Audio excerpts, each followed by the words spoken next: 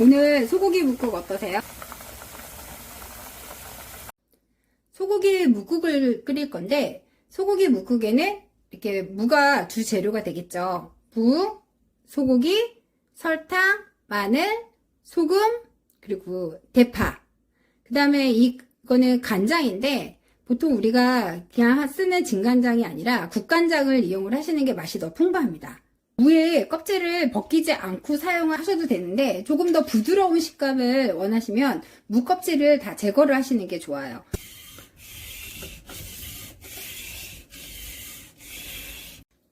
묵국을 끓일 때 무의 굵기는 어떠한 고기를 사용하느냐에 따라서 무의 굵기를 정해주시면 돼요. 저는 오늘 이렇게 도톰한 고기를 사용을 하기 때문에 무의 굵기는 약간 도톰하게 할 거고요. 집에 있는 고기가 약간 얇은 불고기감이다 하시면은 무의 굵기를 얇게 해주시면 돼요. 소고기가 얇으면은 금방 익기 때문에 무를 얇게 썰어 주셔야 되고요. 무의 굵기가 두껍게 쓰는 거는 소고기가 두껍기 때문에 고기 자체를 좀 많이 익히기 위해서 두껍게 썰어 주신다고 생각을 하시면 돼요. 보통 이렇게 사각으로 사용을 하게 되는데 물을 넣고 적당한 크기로 이렇게 담아서 준비해 주시고요. 대파 같은 경우에는 하얀 부분은 맛을 담당하신다고 보면 되고요. 이렇게 파란 부분은 색감을 담당한다고 보시면 돼요. 그래서 이렇게 송송송 썰어서 준비를 해주세요. 소고기 묵국도 국이기는 하지만 보통 우리가 국을 끓일 때는 물을 먼저 넣은 다음에 재료를 넣고 끓이게 되는데 소고기 묵국 같은 경우에는 소고기를 참기름을 이용을 해가지고 볶은 후에 물을 넣을 겁니다. 참기름이 없으면 들기름 사용하셔도 되고요. 아니면은 그냥 일반 올리브유나 식용유 사용하셔도 돼요.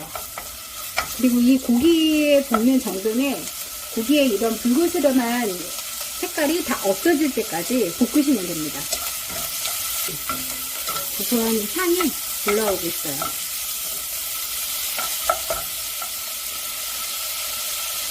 불고기가 이렇게 없어졌을 때 물을 넣고 같이 한 3분 정도 같이 볶을게요. 이렇게 볶는 이유 중에 하나는 이 고기의 맛이 무 안으로 이렇게 될 수 있는 시간을 준다고 생각을 하시면 돼요. 이렇게 됐을 때 맛이 더 풍부하게 올라오거든요. 이렇게 한 2에서 3분 정도가 지난 다음에 물을 넣으시면 되는데 무 같은 경우에는 이게 국이기 때문에 이 고기하고 무가 좀 넘친다라고 생각될 정도의 물을 양을 넣어주시면 됩니다. 그래서 불을 세게 해주시고요. 그리고 이 국의 양에 따라서 마늘의 양을 정하시면 되는데 저는 한 1, 2인분 같은 경우를 만들기 때문에 이렇게 마늘은 한 반 스푼 정도 넣을 겁니다. 그리고 간장을 넣을 건데 간장을 너무 많이 넣게 되면은 이 소고기 묵국 색깔이 되게 까매져요. 그렇기 때문에 간장은 한 3분의 2 정도에서 넣어서 색감만 내주시면 되고요. 그리고 여기에 넣는 거는 국간장을 사용하는 게 훨씬 더 맛이 풍부하기는 하나 집에 국간장이 없으면 그냥 양조간장 사용하셔도 돼요. 그리고 국간장을 소량 넣기 때문에 간이 맞지를 않을 거예요. 그래서 소금으로 간을 맞추시면서 넣으시면 돼요. 이렇게 부글부글 끓였을 때 조미료 대신 설탕 아주 조금만 넣으시면은 조미료 넣은 것처럼 감칠맛이 확 올라와요. 이게 팁이라면 팁입니다.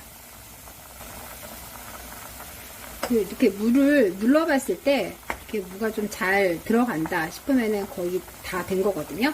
그때 이렇게 파를 넣고 같이 끓여주시면 돼요.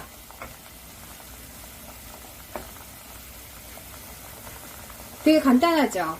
그냥 무 있고 고기 있고 파, 마늘.